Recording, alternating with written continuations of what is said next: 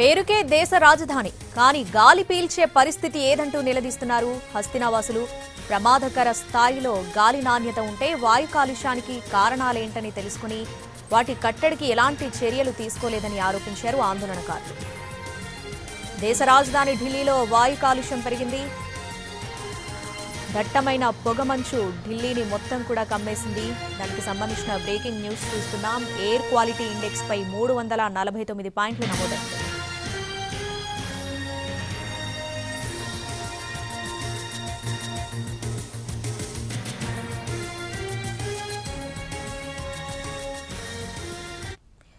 Right, దీనికి సంబంధించి పూర్తి అప్డేట్స్ మా ప్రతినిధి రాజు అందిస్తారు లైవ్ లో. రాజు.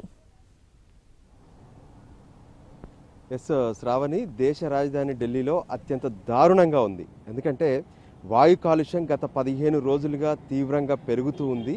దాంతో ఢిల్లీలో ఉన్నటువంటి వృద్ధులు, చిన్నారులు మాత్రం ఆసుపత్రుల పాలవుతున్నారు. ఇప్పటికే ఎంతోమంది ఆసుపత్రుల్లో శ్వాసకోశ ఇబ్బందులతో పాటు తలనొప్పి, దాంతోపాటు ఏ విధంగానైతే ఫీవర్స్, కొంతమందికి అయితే ర్యాషెస్, ఇటువంటి సమస్యలతో పెద్ద ఎత్తున ఆసుపత్రులకు పాలవుతున్నటువంటి పరిస్థితి కనిపిస్తుంది. వాస్తవానికి ప్రతి వింటర్ సీజన్ వచ్చిందంటే చాలు ఈ రాజధానిలో ఇదే పరిస్థితి. అంటే కాలుష్యం పెరగడం, ఇక్కడ ఉన్నటువంటి జనమంతా కూడా తీవ్ర ఇబ్బందులు పడడం. కానీ రోజు రోజుకు గ్యాస్ ఛాంబర్గా మారుతున్నటువంటి ఈ ఢిల్లీలో ఈ నియంత్రణ చర్యల విషయంలో మాత్రం కొంత విఫలమవుతున్నారనే చెప్పుకోవచ్చు. అంటే ఏ విధంగానైతే వెహికల్స్ని తగ్గిస్తామంటున్నారు, మరోవైపు ఒకవైపు ఉద్యోగాలు అంటే ఆఫీసులకు వెళ్ళేటటువంటి వాళ్ళ సంఖ్యను కూడా 50% వరకే ఉండాలి ఒక్కో ఆఫీసులో, ప్రభుత్వ ప్రైవేట్ ఆఫీసులో అని చెప్పి స్పష్టం చేశారు.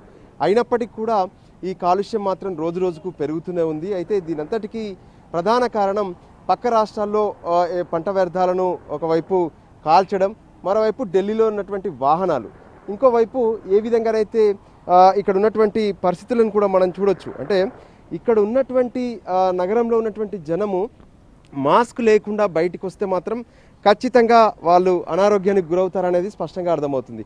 మనం చూసాము. అంటే ఏ విధంగానైతే president of India నివసించేటటువంటి Rashtrapati Bhavan నుంచి ఇండియా గేట్ వరకు చాలా క్లియర్ వ్యూ ఉండాలి. ఇది మొత్తం కూడా 2.5 కిలోమీటర్స్ వ్యూ ఉంటుంది, స్ట్రేట్ వ్యూ. కానీ ఇప్పుడు ఇండియా గేట్ ముందే మనం ఉన్నాము, కానీ ఇండియా గేట్ మొత్తం పొగలో కనిపిస్తుంది. అంటే ఇక్కడ వాతావరణం ఎంత దారుణంగా ఉందో మనకు స్పష్టంగా అర్థమవుతుంది. సో ఇటువంటి పరిస్థితుల్లో ఖచ్చితంగా ఈ పొల్యూషన్ తగ్గాలంటే ఢిల్లీ ప్రభుత్వం ఎన్నో కీలక నిర్ణయాలు తీసుకోవాలి. కానీ వాటి విషయంలో కొంత వెనకడుగు వేస్తున్నట్టుగా కనిపిస్తుంది. ఫైనల్గా దాని మూల్యాన్ని ప్రజలు చెల్లించుకోవాల్సి వస్తుంది, అనారోగ్యానికి గురవుతూ ఉన్నారు. మరోవైపు పిల్లలు మాత్రం అంటే స్కూళ్ళలో ఇప్పటికే కొన్ని చర్యలు తీసుకున్నారు. అంటే బయటికి రాకుండా ఉండేందుకు హైబ్రిడ్ పద్ధతిలో ప్రైమరీ స్కూల్స్ను నిర్వహిస్తూనే ఉన్నారు. అయినప్పటికీ కూడా ఇంకా స్పోర్ట్స్ యాక్టివిటీస్ని వీటన్నిటిని తగ్గించారు. కానీ ఢిల్లీలో రోజు రోజుకు అంటే 350 నుంచి 400 వరకు సరాసరిన వాయు కాలుష్యం నమోదవుతుంది. దాంతోనే జనం తీవ్రంగా ఇబ్బందులు పడుతున్నారు. నిజం చెప్పాలంటే ఢిల్లీలో ఇప్పటి వరకు ఉన్నటువంటి పరిస్థితుల్లో ప్రతి ఒక్కరు ఏదో ఒక అనారోగ్య సమస్యతోనే ఉంటున్నారు. ఎందుకంటే ఢిల్లీ మొత్తం ఇప్పుడు గ్యాస్ ఛాంబర్గా మారిపోయింది.